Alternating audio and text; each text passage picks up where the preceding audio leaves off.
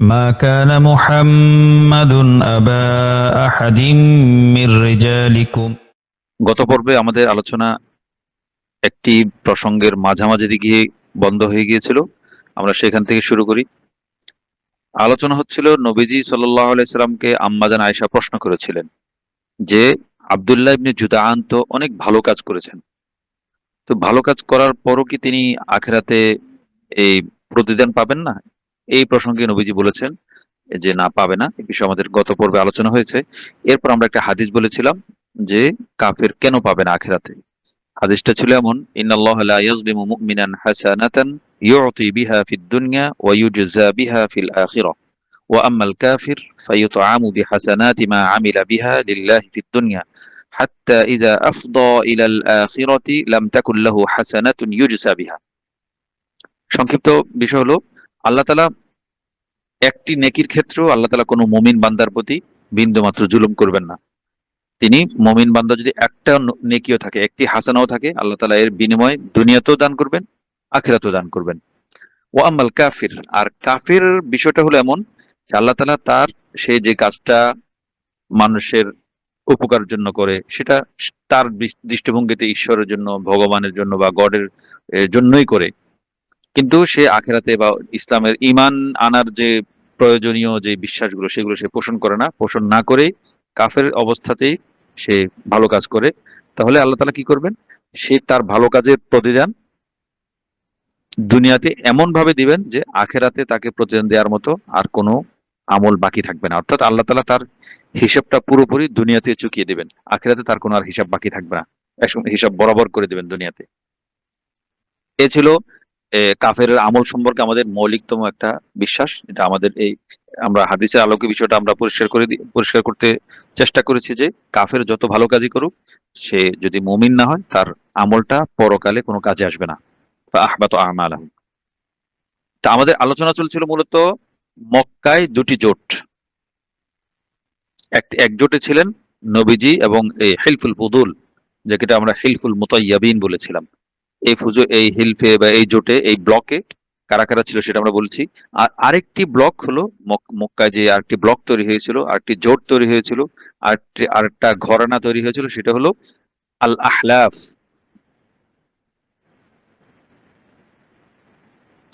এটা একটা হেলফুন আহলাফুন, মানে একটা জোট। এই জোটের নামই ছিল আহলাফ। এই জোটে কারা ছিল? এই জোটে ছিল বনু মাখজুম, ওয়ালিদ বিন মুগীরা, আমর বিন হিশাম মানে আবু জাহাল, এই বনু মাখজুমের লোক। বনু জুমাহ আহলাফ জোটে ছিল বনু মাখজুমের পাশাপাশি। বনু জুমাহের কারা বিখ্যাত বা কুখ্যাত লোক কারা? উমাইয়া ইবনে খালাফ, উবাই বিন খালাফ, সফওয়ান ইবনে উমাইয়া, তিনি রাদিয়াল্লাহু আনহু। তিনি পরবর্তী মক্কা জীবন, মক্কা বিজয়ের পরে তিনি ইসলাম গ্রহণ করেছিলেন। তিনি সাহাবী, বাকি আগের দুইজন কাফের।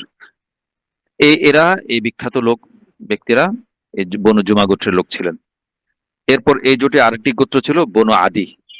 বনু আদির বিখ্যাত লোককে ওমর বিন খাত্তাব রাদিয়াল্লাহু আনহু, এই গোত্রের লোক। এই আহলাফ জোটে, আহলাফ ব্লকে আরেকটা ছিল বনু সাহাম।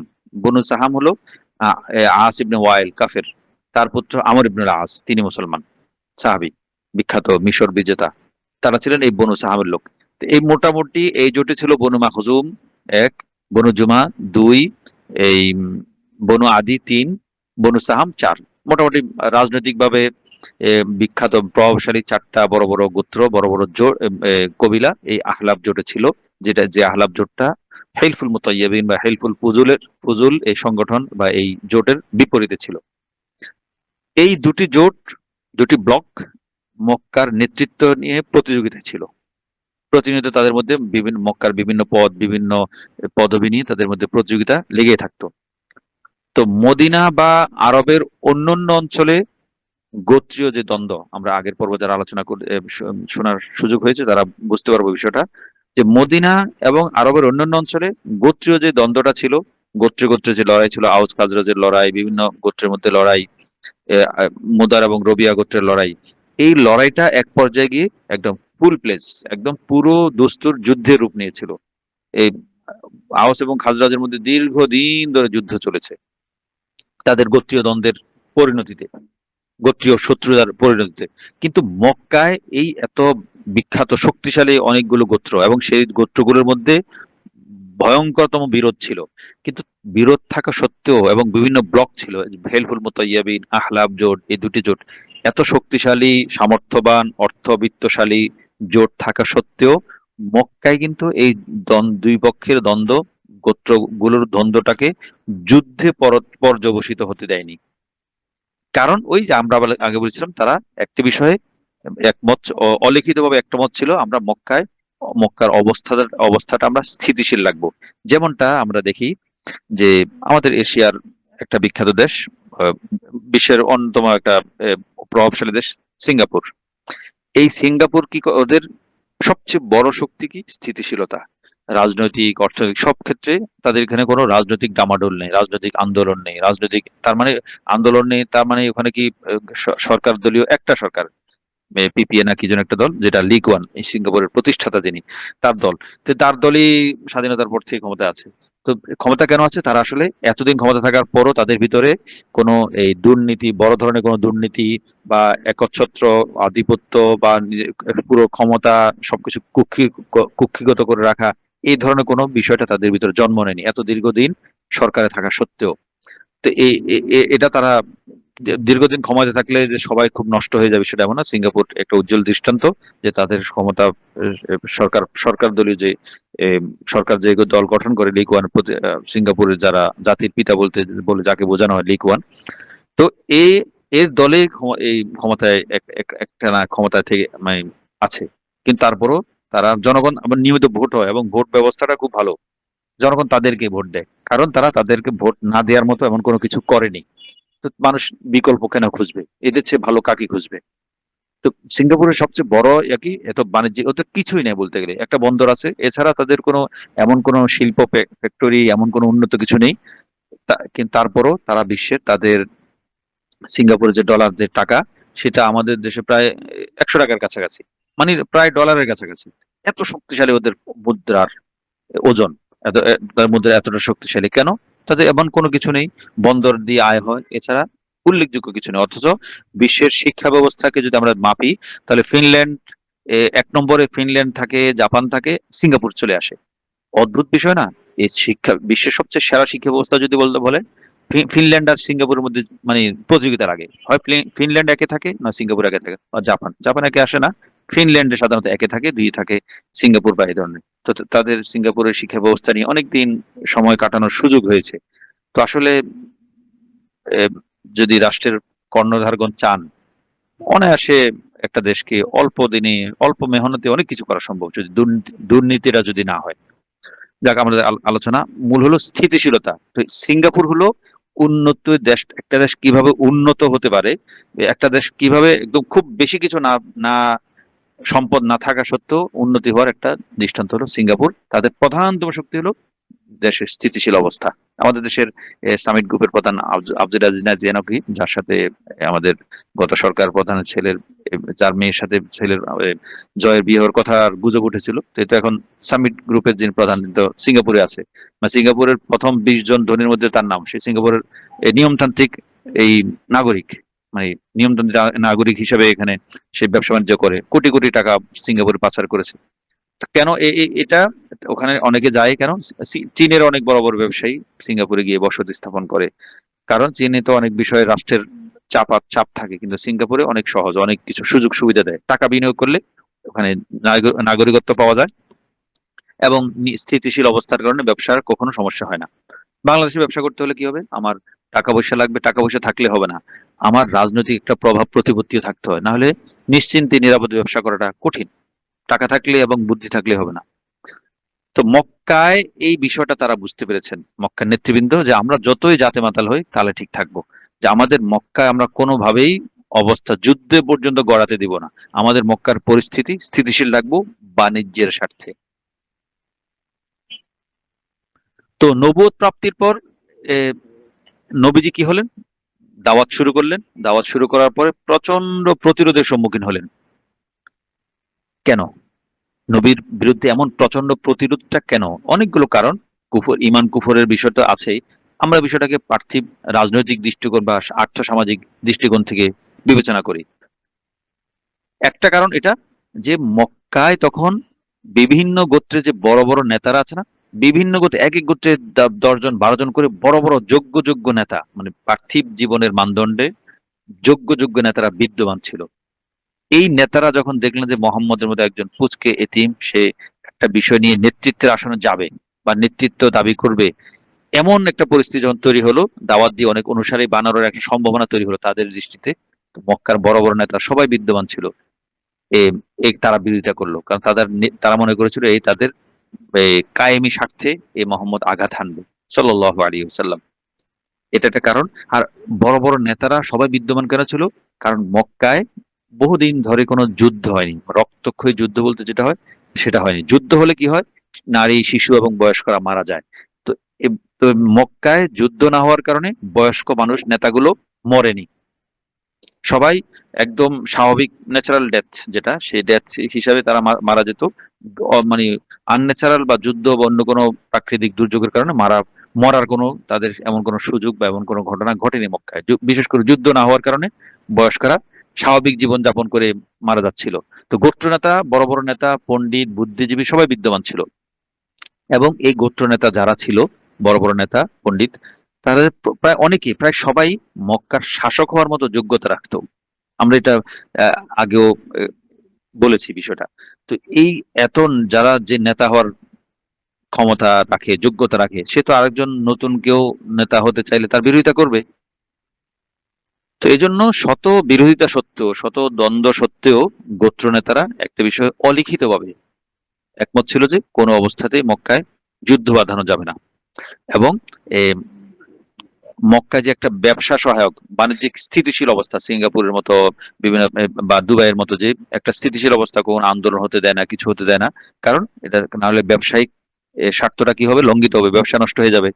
এজন্য ব্যবসা সহায়ক যে ভারসাম্যপূর্ণ পরিস্থিতি মক্কায় বিরাজমান ছিল, সেটা নষ্ট হওয়ার সবাই ভয় করতো। কারণ সেটা নষ্ট হলে তাদের রুজি রুটিতে আঘাত লাগবে, তাদের পেটে লাথি পড়বে, ব্যবসা বাণিজ্যিক কাফেলা আসবে না, হজ হজ হজ কাফেলা আসবে না মক্কায়। তো তাদের সমস্যা, যুদ্ধ বাদলেই এই সমস্যাগুলো হওয়ার কথা।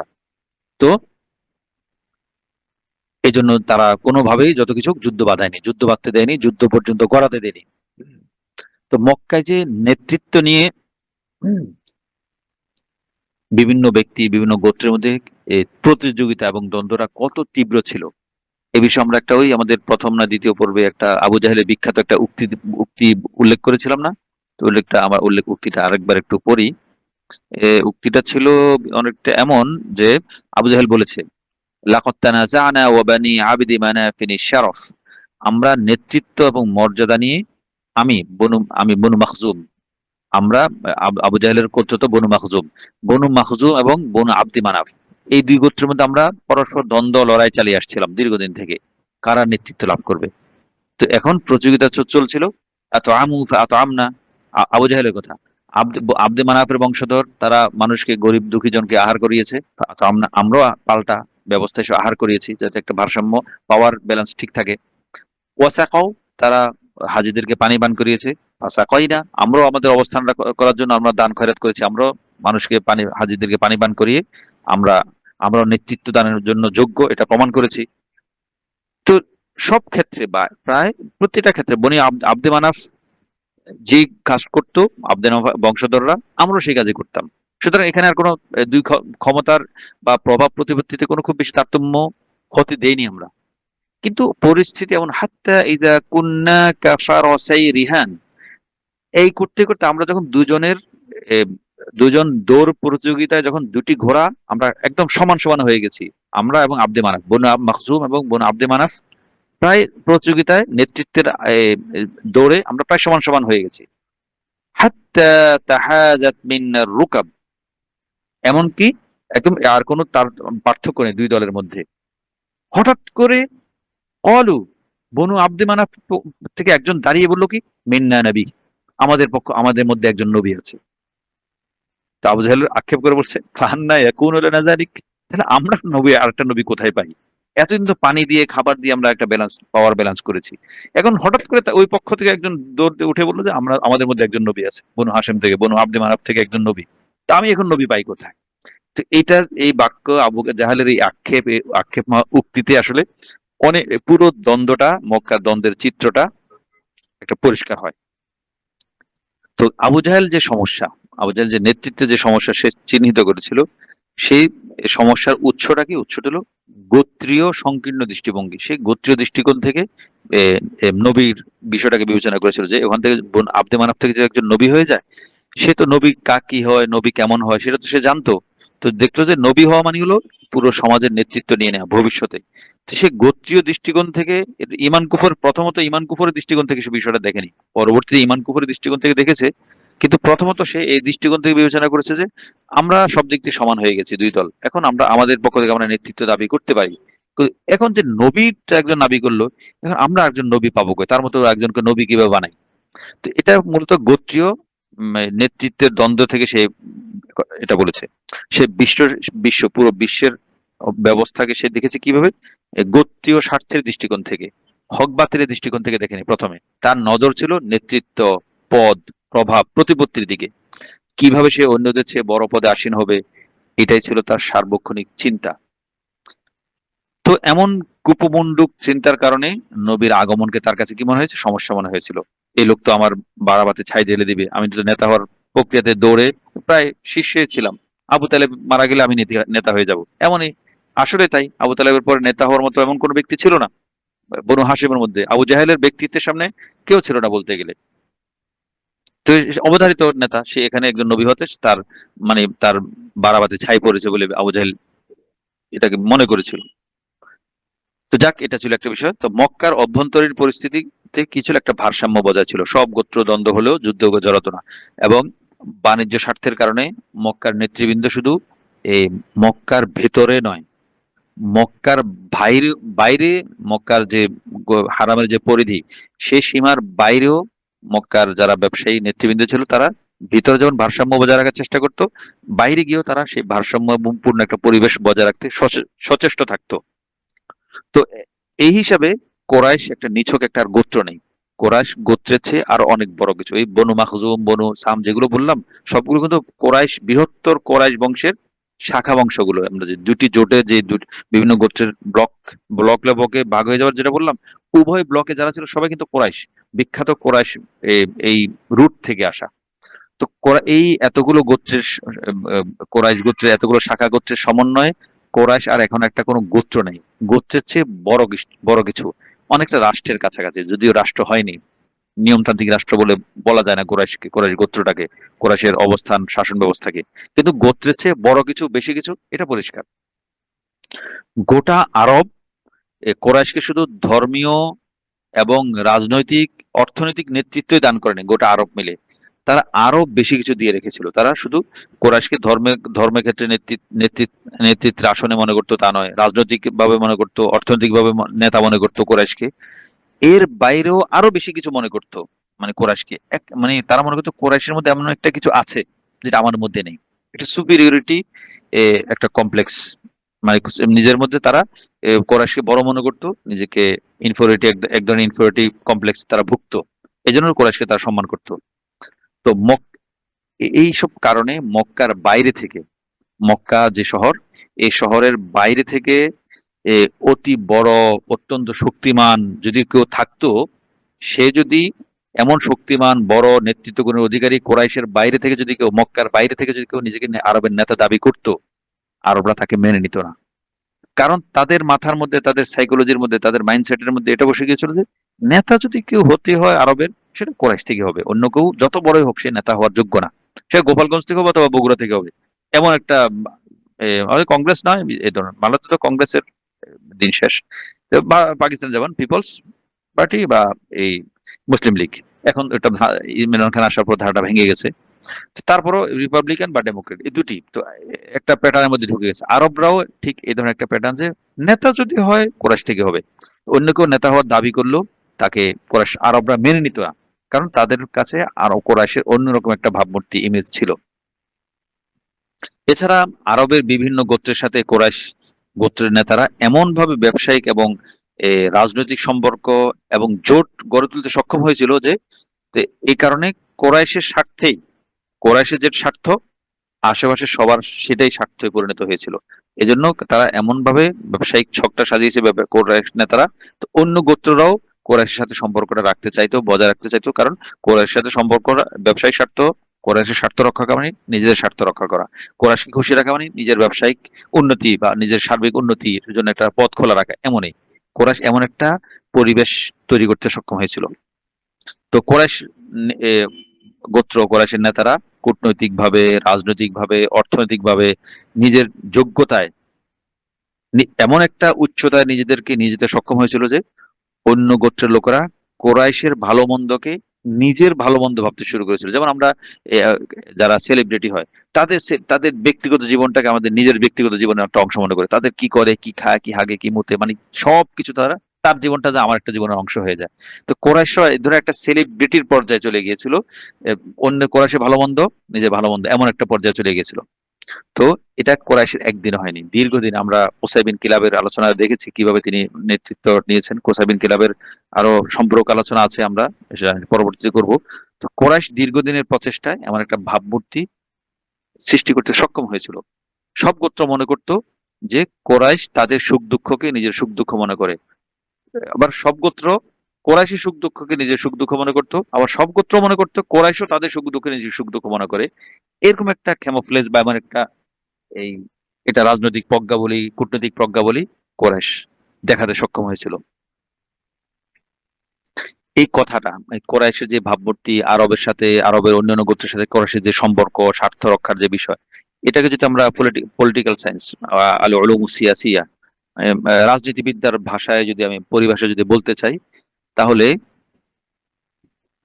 পলিটিক্যাল সায়েন্সের পরিভাষায় যেটাকে বলা হয় এই এক ধরনের কোরাইশ কি করেছিল, এক ধরনের আল উমুকুল ইস্তিরাতিজি, কৌশলগত গভীরতা, যেটাকে ইংরেজিতে আমরা বলতে পারি স্ট্র্যাটেজিক ডেপথ। কোরাইশ নানাভাবে, নানা কৌশলে এক ধরনের স্ট্র্যাটেজিক ডেপথ অর্জন করতে সক্ষম হয়েছিল। স্ট্র্যাটেজিক ডেপথ মানে কি? স্ট্র্যাটেজিক ডেপথ মানে হলো একটি দেশ তার নির্ধারিত সীমানার বাইরেও নিজ দেশের মতো সুযোগ সুবিধা ভোগ করা, এটা হলো স্ট্র্যাটেজিক ডেপথ। ইউরোপিয়ান ইউনিয়নভুক্ত দেশগুলোর কথাই ধরি, তারা কি করে? ইউরোপিয়ান ইউনিয়নের ভুক্ত দেশগুলো, প্রত্যেকটা দেশ নিজেদের নির্ধারিত সীমানার বাইরে এই ইউরোপের অন্যান্য দেশেও নিজ দেশের মতো বেশ কিছু সুযোগ সুবিধা লাভ করে। যেমন রাশিয়ার কথা ধরি, রাশিয়া যেমন তার প্রতিবেশী যে দেশগুলো আছে, যেগুলো তার আগে উপনিবেশ ছিল, সেগুলোতে সে অনেক সুযোগ সুবিধা ভোগ করে, নিজ দেশের মতো ওখানে গিয়ে ব্যবসা করতে পারে, অনেক ছাড় পায়, অনেক সুযোগ সুবিধা পায়। আমেরিকার কথাই ধরি, আমেরিকা অনেক দেশে নিজের মতো করে সৈন্য সমাবেশ করতে পারে, সৈন্য রাখতে পারে, বিমান নামাতে পারে, নিজস্ব বিমানবন্দর ব্যবহার করার সুযোগ পায়। এইটা হলো স্ট্র্যাটেজিক ডেপথ। আমেরিকা কোথায়? আটলান্টিকের ওপারে। আমেরিকা কি করেছে? তার ডলার, তার বিভিন্ন প্রতিপত্তি খাটিয়ে নিজ সীমানার হাজার হাজার মাইল দূরেও সে নিজস্ব নিজ ভূমির মতো সুযোগ সুবিধা লাভ করে এমন অন্যান্য দেশে। এটাই হলো স্ট্র্যাটেজিক ডেপথ। তো কোরাইশও এমন একটা স্ট্র্যাটেজিক ডেপথ, পুরো আরব জুট জুড়ে তাদের কূটনৈতিক, রাজনৈতিক, ব্যবসা, অর্থনৈতিক বিভিন্ন কৌশল খাটিয়ে এমন একটা স্ট্র্যাটেজিক ডেপথ অর্জন করতে সক্ষম হয়েছিল। কোরাইশও মক্কার বাইরে বিভিন্ন অঞ্চলে ব্যবসায়িক কাফেলা নিয়ে গেলে বিশেষ সুযোগ সুবিধা ভোগ করত, যে সুবিধাগুলো অন্য কোনো কবিলা তারা নিজ পরিধির বাইরে গিয়ে সুবিধাগুলো ভোগ করতে পারতো না। তারা শুধু নিজেদের গণ্ডিতে সুবিধা ভোগ করতো, যেটা কোরাইশ নিজেদের গণ্ডির বাইরে গিয়েও স্ট্র্যাটেজিক ডেপথের কারণে সুবিধাটা ভোগ করতো। তো কোরাইশ ধর্ম, অর্থনীতি এবং রাজনীতিতে পুরো আরবের বা আরব গোত্রসমূহের ঠিক কেন্দ্রভূমিতে অবস্থান করত। এবং কোরাইশ মানে সার্বিকভাবে, সর্বার্থেই পুরো অঞ্চলের নেতায় পরিণত হয়েছিল। এই ছিল মানে মক্কায় জন্মগ্রহণ করার একটা সুবিধা। কেন মক্কায় জন্মগ্রহণ করেছেন, মানে কোরাইশ গোত্রে কেন, মক্কায় কেন, কোরাইশে কেন? এটা একটা আমরা আল্লাহ নবীজি কেন কোরাইশে জন্মগ্রহণ করলেন, এটা একটা উত্তর, সংক্ষিপ্ত বা মোটামুটি একটা উত্তর আমরা মনে হয় দিতে পেরেছি, যে এই কারণে নবীজি মক্কার কোরাইশ বংশে বা মক্কাতে জন্মগ্রহণ করেছেন, কোরাইশ বংশে জন্মগ্রহণ করেছেন। আরেকটা বিষয় আমাদের এখানে আলোচনা আসতে পারে, সেটা হলো রাজধানী নীতি। রাজধানী নীতিকে আমরা আলোচনার শুরুতে গত পর্বে গিয়েছে। তো কোরাইশের এমন অবিসংবাদিত ভাবমূর্তি এবং অবস্থান পরিষ্কার হওয়ার সাথে সাথে আমরা যে একটা অবস্থান পরিষ্কার করলাম এই আরব অন্যান্য গোত্রের মাঝে তার স্ট্র্যাটেজিক ডেপথের শিরোনামে, আরেকটা বিষয় অবধারিতভাবে চলে আসে, সেটা হলো আমাদের যে ইতিহাসবিদ্যা যেটাকে বলা হয় রাজধানী নীতি, মানে প্রতিটা দেশে, প্রতিটি ভূখণ্ডে প্রত্যেকটা দেশের এমন একটা অংশ থাকে যেখানে যে অংশে দেশের সেরা মেধা, সেরা জ্ঞানী, সেরা চিন্তাবিদগণ থাকেন। কোরআনের ভাষায় যেটাকে উম্মুল কোরা বলা যেতে পারে। কোরআন এটা মক্কাকে কি বলেছে? উম্মুল কোরা, সমস্ত জনপদের মা, সমস্ত জনপদের কেন্দ্র। এটাই হলো রাজধানী নীতি। কোরআনিক পলিটিক্যাল সায়েন্সের আমরা যদি ব্যাখ্যা করলে কোরআন এটাকে খুব সুন্দরভাবে বলেছে উম্মুল কোরা, মক্কাকে। এই উম্মুল কোরা বলার মাধ্যমে কোরআন আসলে অনেক কথা বলে দিয়েছে। তো উম্মুল কোরা তো আমরা আসলে একদিন শুনেছি, উম্মুল কোরা কোরআনে পড়েছি, উম্মুল কোরা উম্মুল কোরা। উম্মুল কোরা মানে কি? উম্মুল কোরা মানে হলো রাজধানী নীতি। নবীজি আল্লাহ তাআলা মক্কা মঙ্গল করা বলেছে, মানে সমস্ত শহরের এলাকার কেন্দ্রবিন্দু বলেছেন। এই জন্য আসলে মক্কা ছিল, আমরা যেটা কোরাইশের আলোচনার মাধ্যমে দেখলাম, স্ট্র্যাটেজিক ডেপথ বা অন্যান্য বিষয়ে, যে মক্কা আসলেই রাজধানী ছিল, অঘোষিত রাজধানী, অলিখিত রাজধানী ছিল পুরো আরবের। তো এই আরবের রাজধানীতে মূলত কি থাকে? ক্ষমতার কেন্দ্রবিন্দু, ক্ষমতার কি থাকে একদম, যাকে বলে মূল শক্তিটা রাজধানীতে থাকে। তো দুটি দেশের মধ্যে যখন যুদ্ধ বাঁধে, একটি পক্ষকে কখন জয়ী বা পরাজিত বলা হয়? রাজধানী যার দখলে থাকে তাকে বিজয়ী মনে করা হয়। কোনো দেশে যদি সরকার বিরোধী গৃহযুদ্ধ শুরু হয়, তো গৃহযুদ্ধ শুরু হলে যতদিন পর্যন্ত বিদ্রোহীরা রাজধানী দখল করতে না পারে, ততদিন পর্যন্ত তারা বিদ্রোহী থেকে যায়। এমনকি দেশের 90% ভূমি দখল করে নিল, রাজধানী যদি হাতে না থাকে, তাদেরকে দেশের বৈধ শাসক মনে করা হয় না। স্বাভাবিক, সব যুগে এমন। রাজধানীর পতন মানে দেশের পতন, সরকারের পতন। বাংলাদেশও গত 20 বছরে এমন সময় গেছে, রাজধানী ছাড়া পুরো দেশে বিরোধী দলের রাজনৈতিক দখলে চলে গিয়েছিল, এমন অনেক সময় গিয়েছে। সরকার যে কোনো মূল্যে রাজধানীতে নিজেদের অবস্থান শক্ত রাখার জন্য, অবস্থান অটুট রাখার জন্য সর্বোচ্চ শক্তি ব্যয় করে সরকার সক্ষম হয়েছিল। আমরা একটা সহজ উদাহরণ যেটা আমরা বুঝতে পারবো। আর এখন সিরিয়া হলো আমাদের গত এক দেড় দশকের সিরিয়া উজ্জ্বল দৃষ্টান্ত এটার। বাশার বিরোধী যত আন্দোলন, মুজাহিদ বাহিনী, বিদ্রোহী বাহিনী বা বিপ্লবী বাহিনী ছিল, তারা দেশের 90% অঞ্চল কিন্তু তাদের দখলে ছিল একটা সময় সিরিয়াতে।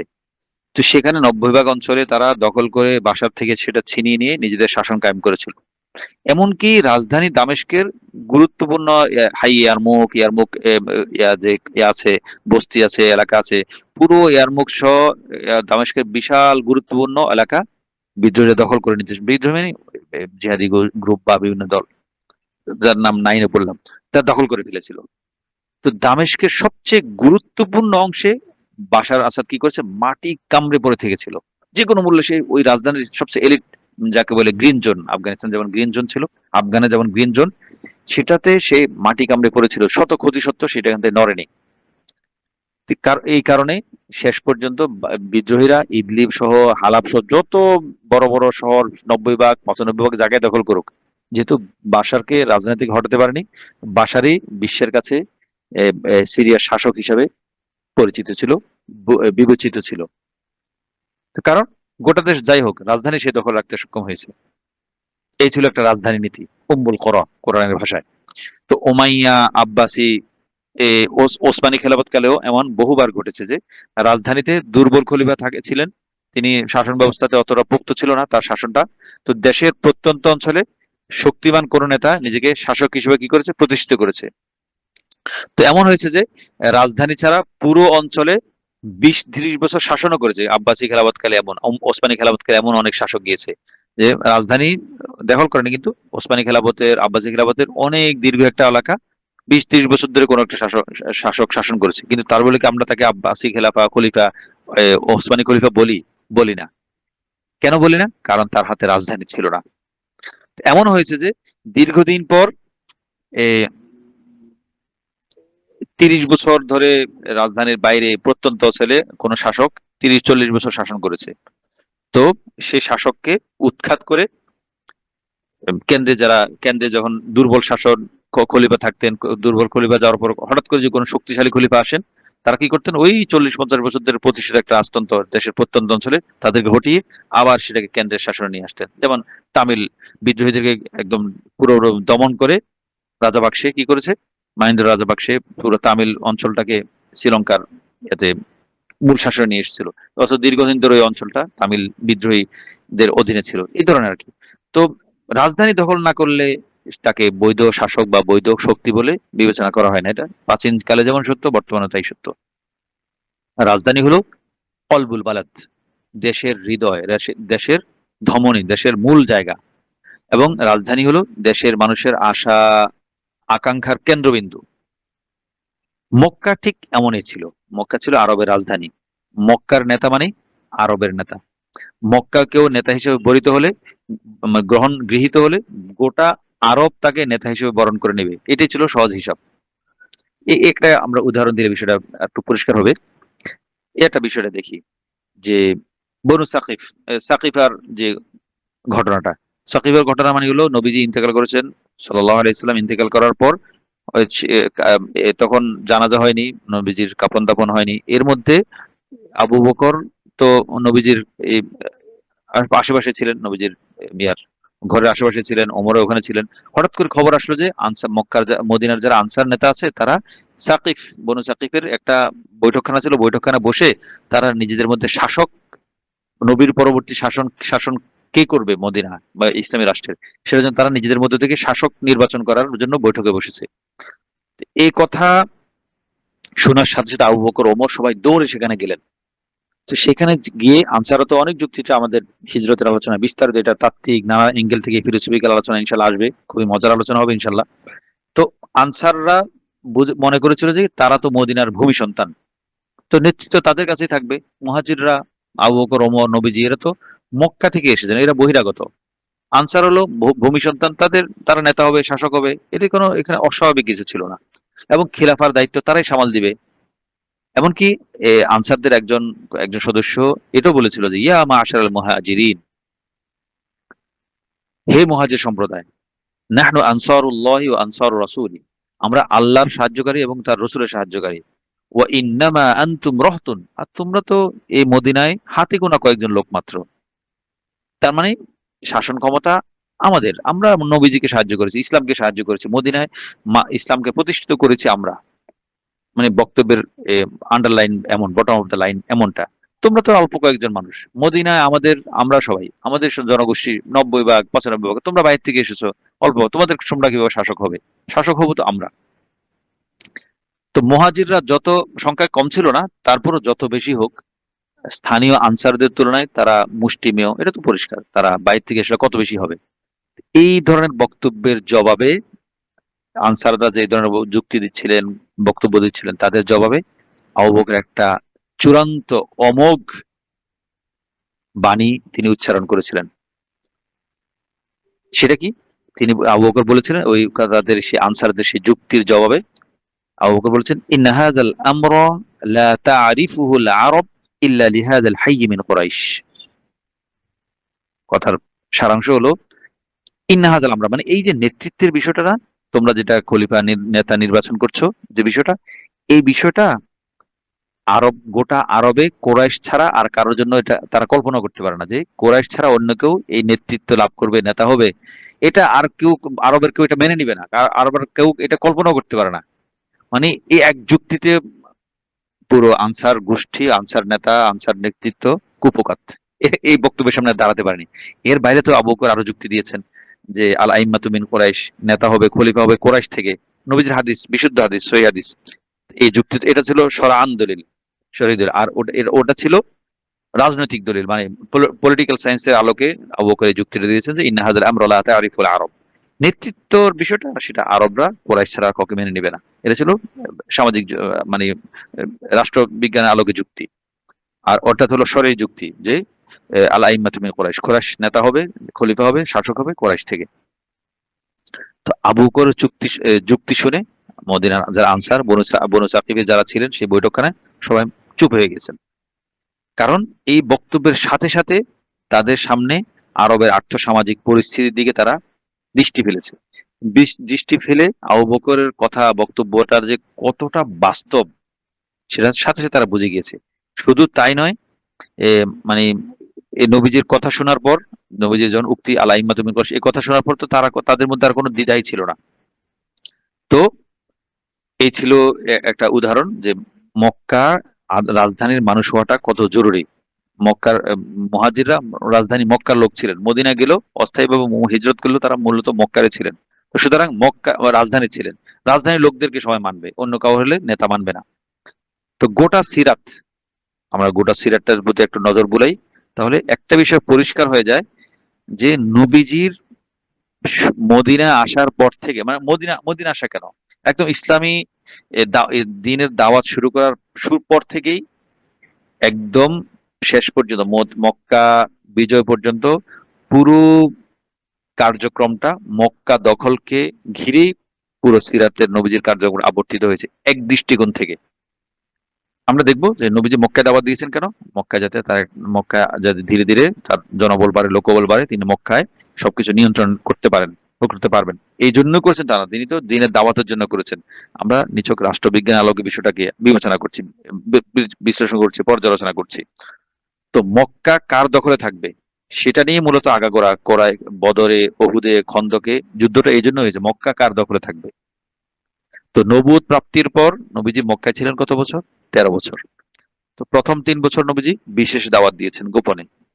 পরের 10 বছর, প্রথম 3 বছর তো গোপনে দাওয়াত দিয়েছেন, এই 3 বছর শেষ হওয়ার পরে একটানা 13 বছরের পরে শেষের 10 বছর নবীজির প্রধানতম কর্মসূচি কি ছিল? প্রধান কর্মসূচি কি একটু কল্পনা করি। প্রধান কর্মসূচি ছিল মক্কার নেতৃবৃন্দকে মুসলমান বানানো। নবীজি বারবার নেতাদেরকে দাওয়াত দিতেন, আবু জাহেলের কাছে যেতেন, আবু সুফিয়ানের কাছে যেতেন, দাওয়াত দিতেন। নবীজির একটাই লক্ষ্য, মানে প্রধান একমাত্র লক্ষ্য না, যে মক্কার নেতৃবৃন্দ যদি ঈমান আনতো তাহলে ভালো হতো। তো কারণ মক্কার নেতারা যদি ইসলাম গ্রহণ করে তাহলে গোটা আরব, নবীজি এই স্ট্র্যাটেজিটা বুঝতেন যে মক্কার নেতারা যদি ঈমান আনে তাহলে গোটা আরব তাদের অনুসরণ করবে, এবং অল্পতেই আমি মাথাটাকে যদি হিট করতে পারি তাহলে আর সহজে পুরো শরীর ধস করে পড়ে যাবে। আমি শুরুতে যদি মক্কার নেতাদেরকে হিট করতে পারি, ধরতে পারি, কবজা করতে পারি, তাহলে অল্পতে পুরো আরব ইসলাম ছড়িয়ে ছড়িয়ে পড়বে। কোরাইশ নেতাদের ইসলাম গ্রহণের ব্যাপারে, তাদেরকে ইসলামের দাওয়াত দেওয়ার ব্যাপারে, তাদেরকে ইসলামের সুশীতল ছায়া আনার ব্যাপারে নবীজি কতটা ব্যাকুল ছিলেন, কোরআনের আয়াতে তার প্রমাণ আছে। কোরআনের আয়াতে আল্লাহ তাআলা বলেছেন, যেমন সূরা কাহফে 6 নম্বর আয়াতে, ফালা আল্লাকা বাখিউন নাফসাকা আলা আসারিহিম ইল্লাম ইউমিনু বিহাযিল হাদিসি আসাফা। নবীজি এই তারা ঈমান যদি না আনে এই কোরআনের প্রতি, আপনি যেন নিজে দুঃখে, মনে কষ্টে আপনি যেন মারাই যাবেন, নিজে মেরেই ফেলবেন, এমনটা। মানে নবীজি কত ব্যাকুল ছিলেন, একদম মানে রীতিমতো এ, ব্যাকুল হয়ে পড়েছিলেন মক্কার নেতারা যাতে, মক্কার নেতৃবৃন্দ যাতে ঈমান আনে। আল্লাহ তাআলা এটাই বলছেন। আরেক আয়াতে সূরা কাহফের সূরা শুআরার 3 নম্বর আয়াতে আল্লাহ বলছেন, লাআল্লাকা বাখিউন নাফসাকা আল্লা ইয়াকুনু মুমিনিন, যে তারা মক্কার নেতারা, কুরাইশ নেতারা মুমিন হচ্ছে না, এই জন্য যেন আপনি আমার নিজেকে মেরে ফেলবেন। মানে এই ক্ষোভে, দুঃখে, শোকে কোন পর্যায়ে গেলে আল্লাহ তাআলা নবীজিকে এমন কথা বলতে পারেন, নবীজি কতটা ব্যাকুল ছিলেন নেতৃবৃন্দের ইসলাম গ্রহণের ব্যাপারে। তো নবীজি কোরাইশ নেতাদেরকে মুসলমান বানানোর জন্য নবুয়তের 3য় বছর থেকে কমপক্ষে 10 বছর দিন রাত এক করে মেহনত করেছেন। এই দীর্ঘ 6-7 বছর নবীজি এ, পরম ধৈর্যের সাথে 6-7 বছর 10 বছর এ, মক্কার নেতাদেরকে তিনি দাওয়াত দিয়ে গেছেন। এই দীর্ঘ সময় জুড়ে আহ, নবীজিকে আর কোনো বিষয়ে আল্লাহ তাআলা ভর্ৎসনা করেননি, এই দীর্ঘ সময় বা সতর্ক করেননি। শুধুমাত্র একবার নবীজিকে আল্লাহ তাআলা কি করেছে, সতর্ক করেছেন। নবীজি এই দীর্ঘ সময় কিন্তু নেতাদেরকে দাওয়াত দিয়েছেন। তো নেতাদেরকে দাওয়াত দেওয়ার সময় শুধু একবার নবীজিকে সতর্ক করেছেন যে একবার একজন অন্ধ সাহাবী আব্দুল্লাহ ইবনে উম্মে মাকতুম রাদিয়াল্লাহু আনহু, তিনি অন্ধ সাহাবী, মুসলমান, তিনি নবীজির কাছে এসেছেন, এসে কিছু শিখতে চাইলেন। ইয়া রাসূলুল্লাহ আল্লিমনি মা আল্লামাকাল্লাহ, নবীজি ইয়া রাসূলুল্লাহ আপনাকে আল্লাহ যা শিখিয়েছেন আমাকে তা শিখান, এভাবে তিনি বলতে লাগলেন। তো নবীজি চিন্তা করলেন আব্দুল্লাহ ইবনে উম্মে মাকতুম তো ঘরের মানুষ, সে মুসলমান, সে আমার কাছে সবসময় থাকে, তাকে আমি পরে শিখাই। নবীজি সেই মুহূর্তে মক্কার নেতৃবৃন্দকে দাওয়াত দিচ্ছিলেন, এ, ইসলাম ইসলামে দাওয়াত দিচ্ছিলেন। তবে যে ভাবলেন আমি এখন এদেরকে, নেতাদেরকে তো আমি সবসময় পাবো না, আজকে পেয়েছি, ওদেরকে দাওয়াত দিয়ে নিই, ওরা যদি ইসলাম গ্রহণ করতে ভালো, আব্দুল্লাহ ইবনে উম্মে মাকতুমকে আমি পরে বলতে পারবো। কিন্তু আব্দুল্লাহ ইবনে মাকতুম যেহেতু অন্ধ ছিলেন, তিনি দেখতে পাচ্ছিলেন না, তিনি বারবার নাছোড়বান্ধ হয়ে নবীজিকে আবেদন করছেন, ইয়া নবীজি আমাকে কিছু শিখান। এই পরিস্থিতিতে আল্লাহ তাআলা সূরা আবাসা ওয়া তাওয়াল্লা নাজিল করেছেন। আবাসা ওয়া তাওয়াল্লাতে আল্লাহ তাআলা বলছেন যে নবীজিকে সতর্ক করছেন, ইয়া রাসূলুল্লাহ আপনি একজন মুমিন বান্দাকে বাদ দিয়ে কাফেরদের দিকে মনোযোগ দিচ্ছেন না, আপনি মুমিন বান্দার প্রতি মনোযোগ দিন। কাফের নেতা ওরা ঈমান আনেনি, ভবিষ্যতে আনে কিনা সেটাও সন্দেহ। আপনি তাদেরকে বাদ দিয়ে মুমিনের প্রতি মনোযোগ দিন। একে দুজনের মধ্যে প্রাধান্য দিতে হলে আপনি একে প্রাধান্য দিন। হ্যাঁ, যখন মুমিনদের মেহনত থাকে না তখন আপনি কাফেরদেরকে দাওয়াত দেন। বিষয়টা এমন। তো কোরাইশ নেতাদের পেছনে নবীজি সর্বশক্তি ব্যয় করেছিলেন। ব্যয় করার পর অনেক দীর্ঘদিন দাওয়াত দিলেন, বছরের পর বছর দাওয়াত দিয়েছেন। শেষে যখন দেখলেন মক্কায় কাজ হচ্ছে না, তিনি কি করলেন? আরেকটা মানে দ্বিতীয় রাজধানী আরবের তায়েফ, মক্কার পরে যার অবস্থান, সে তায়েফে গেছেন। কারণ সেটা আরবের দ্বিতীয় রাজধানী, সেকেন্ড আরবের মধ্যে সবচেয়ে দ্বিতীয় গুরুত্বপূর্ণ শহর। সেখানে সবাই অবকাশ যাপনের জন্য যায়। তো তায়েফ নেতারা কি করলো? নবীজির দাওয়াতকে প্রত্যাখ্যান করলো। তো তায়েফ নেতারাও যখন ইসলামে আরবের সবচেয়ে গুরুত্বপূর্ণ দুটি শহরের নেতারা যখন ইসলামের দাওয়াত প্রত্যাখ্যান করলো, এরপরে নবীজি তার ভিতরে একটা ভাবান্তর ঘটলো যে তাহলে তো এই দুটি শহরে তো হচ্ছে না, এখন কি করা যায়? নবীজি মনে মনে বিকল্প সন্ধান করতে লাগলেন। বিকল্প কোথায় হতে পারে? দুইটি শহরে হয়নি। নবীজি নবীজির মনোবল এবং সংকল্পটা দেখি, মক্কায় হয়নি, 13 বছর ধরে দাওয়াত, 7-8 বছর দাওয়াত দিয়েছেন, তাই পেয়ে গেছেন, ওখানে চরম ভাবে মার খেয়েছেন নবীজি সাল্লাল্লাহু আলাইহি ওয়াসাল্লাম। এরপরে দুটো হলো না, বিকল্প খুঁজলেন। এমন সময়, ঠিক এই সময়টাতে নবীজির কাছে মদিনার আনসার, মানে মক্কায় হজ করার জন্য মদিনা থেকে একটা কাফেলা আসলো। তারা মক্কায় এসেছে। আসার পর নবীজি তাদেরকে সুযোগ বুঝে দাওয়াত দিয়েছেন। মক্কার আনসাররা নবীজির দাওয়াত পেয়ে দাওয়াত গ্রহণ করেছেন এবং নবীজির চিন্তাটাকেও আন্তরিকভাবে গ্রহণ করেছেন। তো মদিনায় ইসলামী রাষ্ট্র কায়েম হওয়ার পর থেকে আহজাবের যুদ্ধ, খন্দকের যুদ্ধ পর্যন্ত সমস্ত যুদ্ধ কার সাথে হয়েছে? মক্কার সাথে হয়েছে। বদর কার সাথে? মক্কার সাথে। উহুদ কার সাথে? মক্কার সাথে। এমন ছোটখাটো যে অভিযানগুলো পরিচালনা করেছেন সেগুলো কোরাইশকে ধাওয়া করার জন্য হয়েছে। তো হুদায়বিয়ার সন্ধি হলো, হুদায়বিয়ার সন্ধির মাধ্যমে অষ্টম হিজরিতে এ, এ, এ, নবীজি কোরাইশ কি করলো? এই সন্ধি করে মদিনাকে ইসলামী রাষ্ট্র হিসেবে স্বীকৃতি দিয়েছে। এই কোরাইশ যখন মদিনার ইসলামী রাষ্ট্রকে একটা রাষ্ট্র হিসেবে স্বীকৃতি দিয়েছে, এই হুদায়বিয়ার সন্ধির পর থেকে আরবের লোকজন দলে দলে ইসলাম গ্রহণ করতে শুরু করেছিল। হুদায়বিয়ার সন্ধির পরে, এর আগে হুদায়বিয়ার সন্ধির আগে ইসলাম গ্রহণের পরিমাণ খুবই মানে ছিল, মন্থর ছিল, খুব অল্প ইসলাম গ্রহণ করেছিল। তো কোরাইশ যখন মদিনার ইসলামী রাষ্ট্রকে একটা চুক্তির মাধ্যমে স্বীকৃতি দিল, এরপর আরবের টনক নড়েছে। আরে তাই তো, এটা তো কোরাইশ এটাকে স্বীকৃতি দিয়েছে, তার মানে এটা একটা প্রতিষ্ঠিত শক্তি। তারা নবীজির কাছে দলে দলে লোক আসতে শুরু করেছে। তো হুদায়বিয়া সন্ধি হয়েছে ষষ্ঠ হিজরিতে, আমরা অষ্টম হিজরিতে বলেছি, ভুল বলেছি। তো ষষ্ঠ হিজরি থেকে হুদায়বিয়ার সন্ধি থেকে মক্কা বিজয় পর্যন্ত, মক্কা বিজয় অষ্টম হিজরিতে, মানে 2 বছর পর। এই 2 বছরে ইসলাম গ্রহণকারী সংখ্যা ছিল, এর আগে যে 20 বছর নবীজি দাওয়াত দিয়েছেন মক্কা বিজয়ের আগে, হুদায়বিয়ার সন্ধির আগে 20 বছর যে দাওয়াত দিয়ে যত ইসলাম গ্রহণ করেছে, এই হুদায়বিয়ার সন্ধি থেকে মক্কা বিজয় পর্যন্ত এই 2 বছরে গত 20 বছর যত ইসলাম গ্রহণ করেছে, এই 20 বছর, এই 2 বছর ঠিক সেই পরিমাণ ইসলাম গ্রহণ করেছে আরবের লোকেরা। তাই 20 বছরে ফলাফল আর 2 বছরের ফলাফল আমরা দেখি। মানে অবস্থা দৃষ্টি এমনটা মনে হয়, মানুষগুলো মক্কার এই যে 2 বছরে 20 বছর সমান ইসলাম গ্রহণ করলো আরবের লোকেরা, কেন? দেখে যেন মনে হয় এতগুলো মানুষ এতদিন ধরে মক্কার স্বীকৃতির অপেক্ষায় ছিল, যে মক্কার লোকেরা, মক্কার নেতৃবৃন্দ, রাজধানীর লোকেরা এদেরকে মদিনাকে স্বীকৃতি দেয় কিনা দেখি। যেই স্বীকৃতি দিয়েছে, সাথে সাথে তারা ইসলাম গ্রহণ করেছে। মানে মদিনাকে একটা প্রতিষ্ঠিত শক্তি বা নিজেকে অনুসরণ করার মতো একটা শক্তি মনে হয়েছে। তো 20 বছরের টানা মেহনতের ফসল মাত্র 2 বছরে উঠে এসেছে। তো মদিনার ইসলামী রাষ্ট্রকে যে হুদায়বিয়া সন্ধির মাধ্যমে মক্কার বাসী কোরাইশ স্বীকৃতি দিয়েছে, এটি ছিল একটি মাইল ফলক, এটি উল্লম্ফন, মানে একটা লাভ। কোরআনে যেটাকে বলেছে ফাতহে মুবিন। ফাতহে মুবিন তো যাতা বেশি, আমরা নিশ্চয়ই এখন বুঝতে পেরেছি, আগেও বুঝতে পেরেছি, আমরা এখানে আরেকটু পরিষ্কার হবে যে ফাতহে মুবিন কেন। এই যে 2 বছরে মক্কা বিজয়, হুদায়বিয়া সন্ধির পর 2 বছরে আগের 20 বছর সমান ইসলাম মুসলমান হয়েছে, এইটা আসলে মূলত ফাতহে মুবিন ছিল। অথচ হুদায়বিয়া সন্ধির আগে এ, কোন কোন যুদ্ধ এ, এ, হয়েছে, এমনকি না কোনো ওমরা পালানোর উদ্দেশ্যে যে হুদায়বিয়া সন্ধি, যেটা হুদায়বিয়া সন্ধি আছে সেটা হোক, কোনো যুদ্ধ হয়নি, এমনকি ওমরা পালনের উদ্দেশ্যে কি ও- ইয়া, ওমরা পালনও করতে পারেন। হুদায়বিয়া সন্ধির যে সফরে এসেছেন নবীজি, সেই সফরে কি জন্য এসেছেন? ওমরা পালনের জন্য। তো এই ওমরা পালন করতে পেরেছিলেন? পারেননি। আবার হুদায়বিয়া সন্ধির সময় কি যুদ্ধ হয়েছিল? যুদ্ধ হয়নি। এমনকি এই যখন আল্লাহ তাআলা হুদায়বিয়া সন্ধিকে ফাতহে মুবিন আখ্যা দিয়েছে, আখ্যা দিয়ে সূরা ফাতহা নাজিল করেছেন। সে নাজিল হওয়ার পর ওমরের মতো বিজ্ঞ, অত্যন্ত প্রাজ্ঞ মানুষও দ্বিধায় পড়ে গেছেন যে এটা কিভাবে ফাতহে মুবিন হলো। তার বুঝতে একটু সময় লেগেছে। শেষে তিনি থাকতে পারেননি ওমর। কিন্তু প্রশ্ন করেন, যেটা বুঝেন না সেটা তিনি প্রশ্ন করে জেনে নিতেন যে ইয়া রাসূলুল্লাহ, এ আফাতহুন হুয়া, কোরআনে যে বললো ফাতহে মুবিন, এটা কি আসলে ফাতহে মুবিন?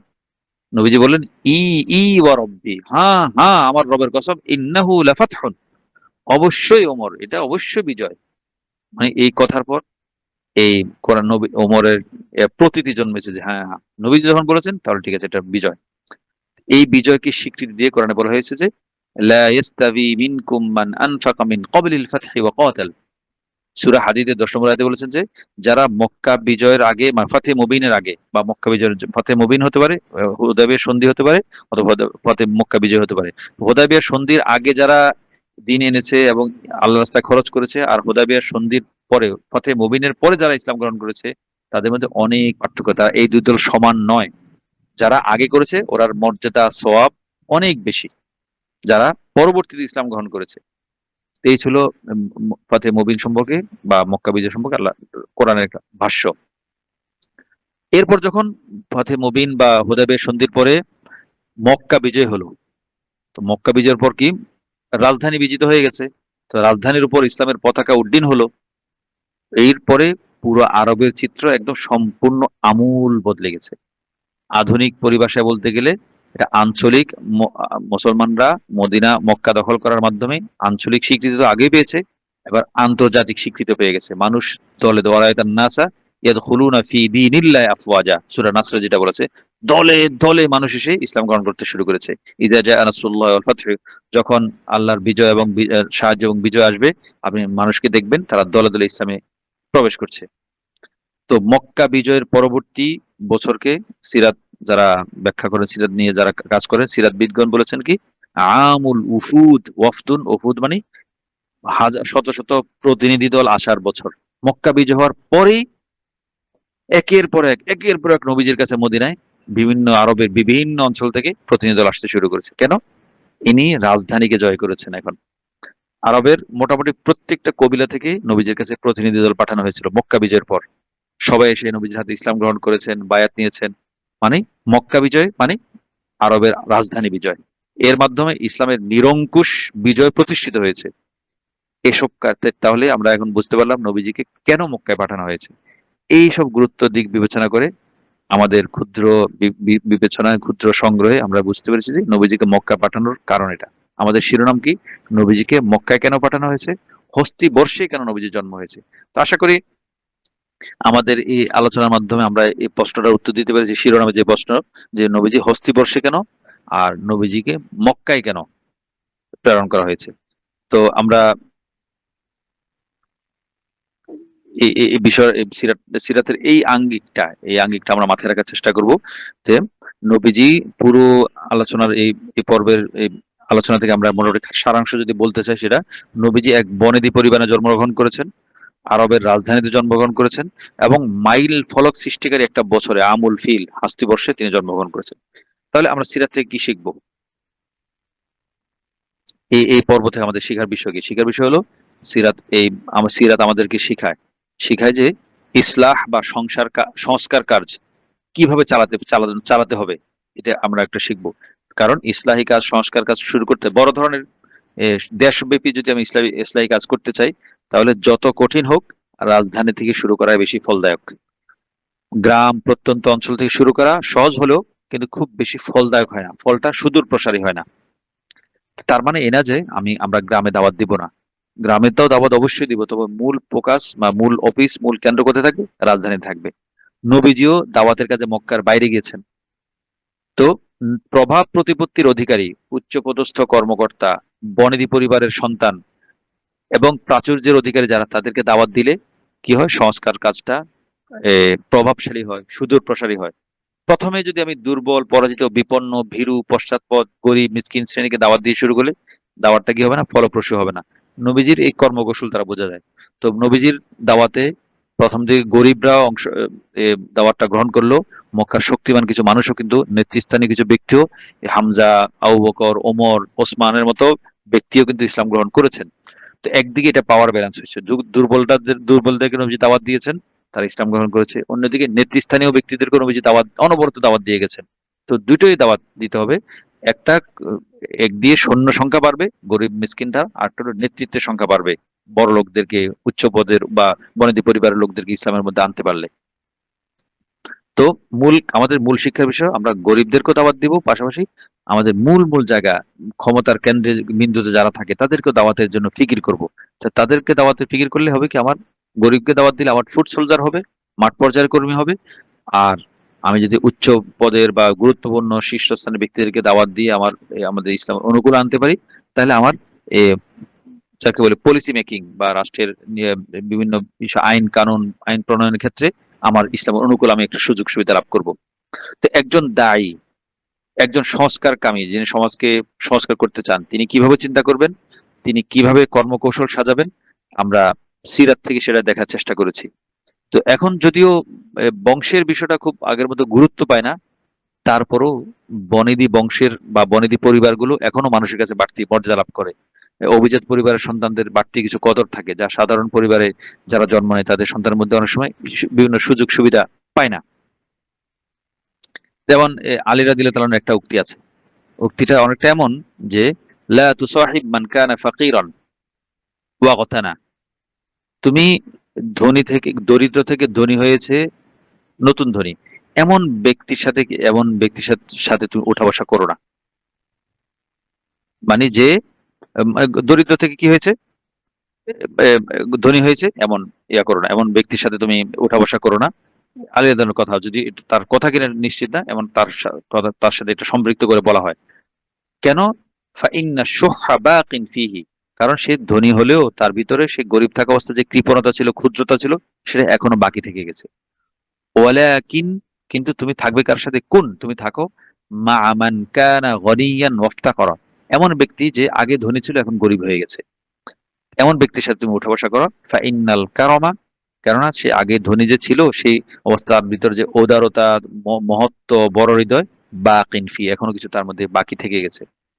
তো এই প্রসঙ্গে একটা শের, উর্দু শেরের কথা মনে পড়ছে।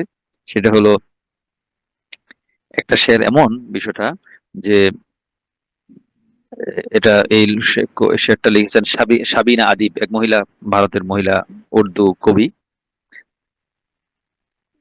তিনি প্রথম প্রেমের একটা দিচ্ছেন, খামোশ লব হ্যায়, ঝুঁকি হ্যায় পলকি, দিলু মে উলফত নেই নেই হ্যায়। মানে প্রথম প্রেমটা কেমন হয়, মানে দুজনের একটু লাজুক লাজুক ভাব, দুজনের নিচের দিকে তাকায়, চোখাচোখি হলে লাজুক দৃষ্টিতে হাসি, আবার মুচকি এসে আবার দৃষ্টিটা নিচু করে ফেলে। তো তখন কি হয়, আবি তাকাল্লুফ হয় গুফতুগু মে, আবি মোহাব্বত নেই নেই হয়। যে এই অবস্থায় কথাবার্তার মধ্যে এক ধরনের কৃত্রিমতা থাকে, আন্তরিক, পুরোপুরি দুজনে এখনো ফ্রি হতে পারেনি কথাবার্তায়। এ- এরপরে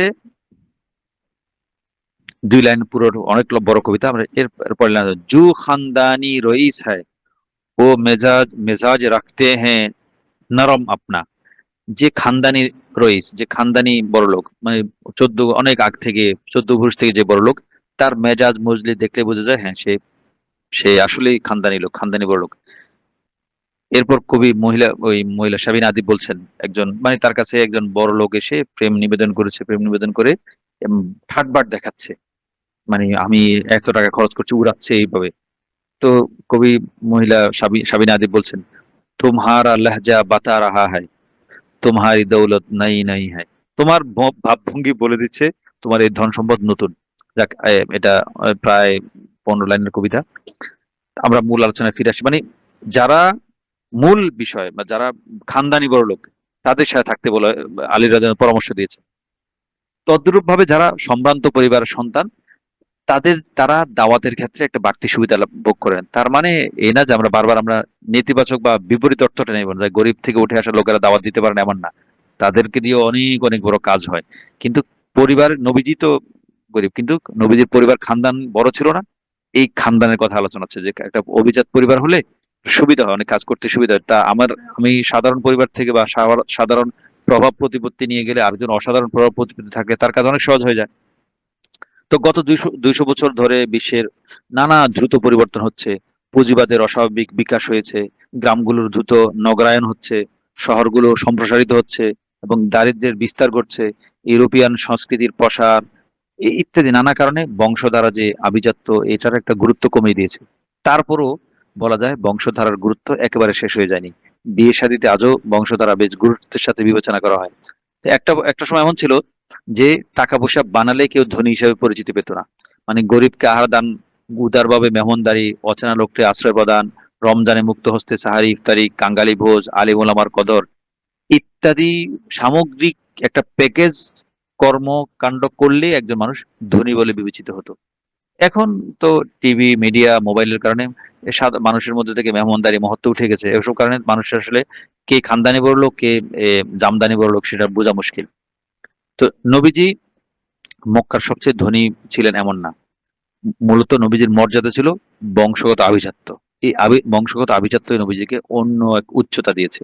খাদিজার একটা আবু তালেবের একটা উক্তি আমরা এখানে নকল করতে পারি যে খাদিজা রাদিয়াল্লাহু আনহার সাথে যখন বিয়ে হচ্ছিল, তো বিয়ে হওয়ার সময় আবু তালেব তিনি তো বিয়ে পড়িয়েছেন, বিয়ের খুতবা দিয়েছেন আবু তালেব। তো আবু তালেব একটা কথা বলেছিলেন যে বিয়ের ভাষণে যে ইন্না মুহাম্মাদান মান তা'রিফুনা, বংশগত দিক থেকে মান তা'রিফুনা হাসাবান ওয়া নাসাবান, বংশগত দিক থেকে আপনারা মোহাম্মদকে সবাই চেনেন। উপস্থিত যারা ওলিমায় অংশগ্রহণ করেছে তাদেরকে উদ্দেশ্যে আবু তালেব বলেছেন। তো বংশগত এবং সব দিক থেকে পারিবারিকভাবে আপনার মোহাম্মদকে চেনেন। ওয়া ইন কানা ফি কিল্লাতিন মিনাল মালি, হ্যাঁ, তার ধন সম্পদ কম। এটা ঠিক আছে। তো কম হলে এটা কোনো সমস্যা না, এটা কোনো ব্যাপার না। ফাইন্নাল মালা আরাদুন জাইলুন ওয়া আরিয়াতুন মুস্তারজিআতুন। সম্পদ হলো ক্ষণিকের বস্তু, আজ আছে কাল নেই। তো মানুষের মর্যাদা এবং অবস্থান নির্ণয়ে সম্পদ প্রধান পরিমাপক নয়। এজন্য নবীজি ধনী না হয়েও মক্কার উচ্চ আসনে, সম্মানের আসনে আসীন ছিলেন। তো যারা দাওয়াত দিতে চান, যারা সংস্কার কাজ করতে চান, তাদের উচিত হলো একটা যুক্তিসঙ্গত এবং গ্রহণযোগ্য লক্ষ্য নির্ধারণ করা। লক্ষ্য নির্ধারণ করে নবীজির মতো চেষ্টা সাধনা করে যাওয়া যে আমি ওই লক্ষ্যে যাব। ওই লক্ষ্যের জন্য নিজেকে যতটুকু সম্ভব নিজের আচার আচরণকে অভিজাত করা, নিজের ওঠা বসাকে সুন্দর মার্জিত করা। আমি যদি বংশগতভাবে খানদানি নাও হই, আমার আচরণটাকে খানদানি মানুষের মতো করা, আমার ভিতর থেকে ক্ষুদ্রতাগুলো দূর করে দেয়া, আমার ভিতর থেকে নোংরামিগুলো দূর করে দেয়া। তাহলে এই নবীজি যেভাবে অভিজাত বংশের একটা সুবিধা লাভ করেছেন, আমি অর্থবিত্ত না থাকলেও আমি আখলাক দিয়ে, আমি আমার আভিজাত্য দিয়ে সেটা আমি অর্জন করতে পারবো। যাক, এ ছিল আমাদের আজকে এই পর্বে। আমাদের পরবর্তী পর্বে কোনটা আলোচনা আসে আমি ঠিক বুঝতে পারছি না। যে হয়তো আমরা ওই ইয়াতে কোসাই বিন কিলাবের পরিবার এবং তার বংশধারা যে তৃতীয় পর্বটা আলোচনা আনবো। এটাই মোটামুটি আমরা এখন পর্যন্ত বলতে পারছি। তা আল্লাহ তাআলা আমাদেরকে সিরাতটাকে নিয়মিত চালু রাখার তৌফিক দান করুন এবং সিরাতটা যেটা আমাদের জীবনের জন্য উপকারী হয়, জীবন্ত হয় এমন ভাবে, প্রাণবন্ত হয় এমন ভাবে সিরাতের মোজাকারাটা চালু রাখার তৌফিক দান করুন এবং সিরাতের উসিলায় আমাদের জীবনকে নবীজির জীবনের মতো সুন্নাহপূর্ণ, সুন্নাহসম্মত জীবনযাপন করার তৌফিক দান করুন। পাশাপাশি সবার কাছে একটা বিনীত অনুরোধ, আমরা যেভাবে এই সিরাতটা সাজিয়ে বিভিন্ন জায়গা থেকে সংগ্রহ করে সাজিয়ে একটা গুছিয়ে আমাদের মতো করে গুছিয়ে আবার বলার চেষ্টা করছি, এটা কেমন লাগে বা এই বিষয়ে কোনো পরামর্শ আছে কিনা বা এটা কিভাবে করলে ভালো হয়, এই বিষয়ে আমাদের একটু পরামর্শ পেলে আমাদের একটু সুবিধা হয়। এখন তো আমরা ঠিক বুঝতে পারছি না আমরা যেভাবে এই সিরাতটাকে আমরা ধারণ করার চেষ্টা করছি, সিরাতটাকে আমরা যেভাবে সংকলন করার চেষ্টা করছি, সিরাতটাকে যেভাবে আমরা উপস্থাপন করার চেষ্টা করছি, এটা কতটা আসলে এ আগ্রহ উদ্দীপক হচ্ছে, কতটা ফলপ্রসূ হচ্ছে, কতটা উপকারী হচ্ছে সেটা আমি ঠিক বুঝতে পারছি না। আমাদের কাছে আমরা যেভাবে চাই সেভাবে সাজানোর চেষ্টা করছি। তো আমার কাছে ভালো লাগলে তো আমার উপকার হলো। তো অন্যদের কাছে সেটা ভালো লাগছে কিনা, অন্যদের কাছে সেটা শিক্ষণীয় হচ্ছে কিনা, অন্যদের কাছে সেটা গ্রহণযোগ্য মনে হচ্ছে কিনা, এটা ভেবে আমার একটু মতামত দরকার, একটু পরামর্শ দরকার। তাহলে আমাদের এই সামনের পর্বগুলো গোছাতে, সাজাতে, বিন্যস্ত করতে সহজ হবে বা প্রেরণা আসবে। আল্লাহ তাআলা আমাদের সবাইকে তৌফিক দান করুন। আল্লাহ তাআলা আমাদের সবাইকে নবীজির সুন্নাহ সম্মত জীবন যাপন করার তৌফিক দান করুন। আমিন। ওয়া আখিরু দাওয়ানা আলহামদুলিল্লাহি রাব্বিল আলামিন ওয়া মা আলাইনা ইল্লাল বালাগুল মুবিন।